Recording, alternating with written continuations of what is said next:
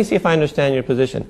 Basically, would you say that it's wrong for the citizens to initiate physical force against other citizens like an armed robber does? Unless we permit but that it's okay by law. it's okay for the government to do so. Because the government has been authorized by the people. Okay, but if the government authorized armed robbers to do it, it would be okay? If the government is that foolish to do so, I don't know what kind of country that would be, but that's legal, and if it's constitutional, so be it. But would you think that that's moral for individuals to be empowered to rob their fellow citizens? I don't think so. So that would be wrong. So basically, I would think so. It's wrong. Okay, so you think that it's wrong for a citizen, an individual citizen, to initiate force against others to deprive them of their property, but it's okay for the government to do it if the majority has elected that government. It is okay if the government is authorized to do so. The government is authorized to levy taxes, and the authorization comes from the people through their representatives. Now, if the people through their representatives say no taxes, everything be charity, so be it. Okay, so you would say that all legitimate governmental power is derived from the people? That's the way it is in our Constitution. Do the individual citizens have the right to initiate physical force against other citizens that have not initiated or threatened to initiate force against anybody and haven't violated anybody's property rights? They cannot do that because they are not authorized to do so under the law. So individual citizens don't have that right. If they don't have the right to initiate physical force against other citizens, could they have properly delegated that right to the government? Oh yes, they do so right now. Can you properly delegate a right that you do not have? You can give the right to their representatives to make laws that will authorize or make prohibitive certain activities. So you think that you can delegate a right that you don't have? You can properly delegate a right that you don't have? You cannot tax your neighbor, but you can authorize me as your senator to vote for a program that will tax your neighbor. Okay, so if you say that a person can properly delegate a right that they do not have, is that correct?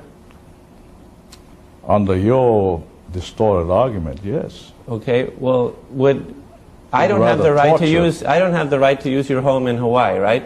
But could I delegate that right to some of my friends? No way. Right, so you really can't delegate a right that you don't have. You have to have the right in order to delegate it, right? We're talking about the government here. Right, but you agreed that the individuals do not have the right. You can authorize the government. Right, but did you agree? To take over my residence. Okay, but do you agree that the individuals did not have the right to initiate force against the other individuals? They don't have that right. No. So, although some people think they do. Then they could not have delegated that right if they didn't have it. They would delegate authority to us, their representatives, to make laws in their best interest. So even if they don't have the right, they can delegate it to somebody else. To make laws that might do that. So then you think that you can actually delegate a right that you do not have. I don't know why you use this tortured route. Well, you know what I'm saying.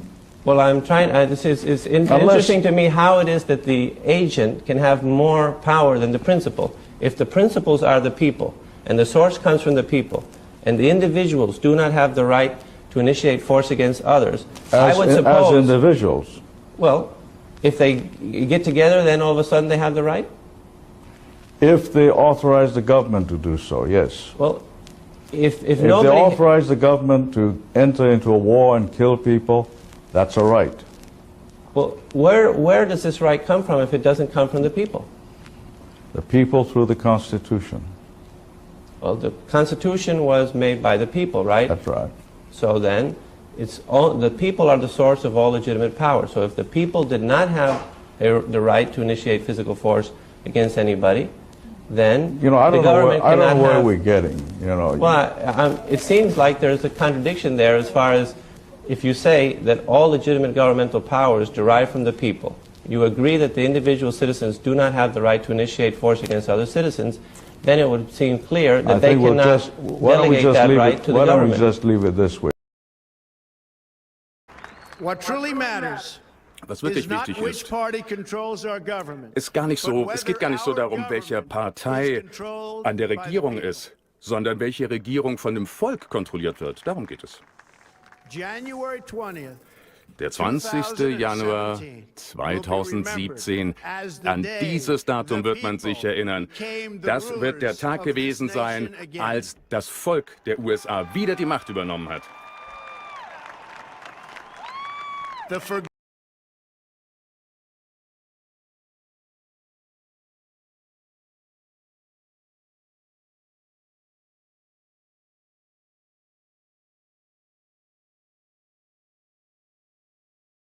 These fraternities are bloodlines, so they go long, back in history. The fact that they walk on the red carpet. The only queens and kings walk on red carpets. So how come your American presidents are doing it? Because they're bloodline. 43 American presidents, all the ones who became president, are directly linked to British monarchs by blood. From Roosevelt, in fact, all of them, all of the ones who became president are linked by bloodline to royal families, and the walking on the red carpet, which is the bloodline, proves it.